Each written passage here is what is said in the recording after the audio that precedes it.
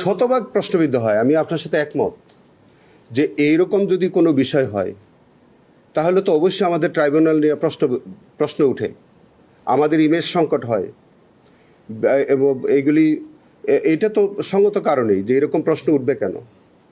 এরকম যদি প্রশ্নটা আমি আপনাদেরকে একটু মনে করিয়ে দিই, আমি আমার দ্বিতীয় সাক্ষাৎকারে আমি আপনাদের কাছে বলেছিলাম আমার পিরিয়ডে, আমার কর্মকালে কোনো প্রসিকিউটর যদি তার বিরুদ্ধে বিন্দুতম কোনো দুর্নীতির অভিযোগ ওঠে, সাবস্টেন্টিভ কোনো অভিযোগ যদি আমি পাই, আমি তাকে স্পেয়ার করব না।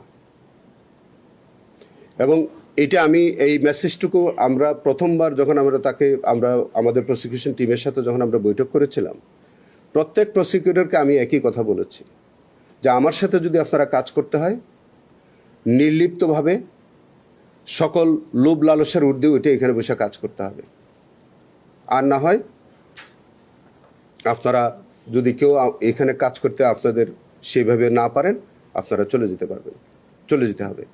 আপনি যে কথাটা বলছেন যে যে নিউজটা আমরা পেয়েছি এটা একটা সিরিয়াস অভিযোগ। এই অভিযোগ আমাদের কোনো প্রসিকিউটরের বিরুদ্ধে ওঠার কথা ছিল না। যখন উঠেছে তাৎক্ষণিকভাবে এটার ব্যবস্থা নেওয়া উচিত ছিল।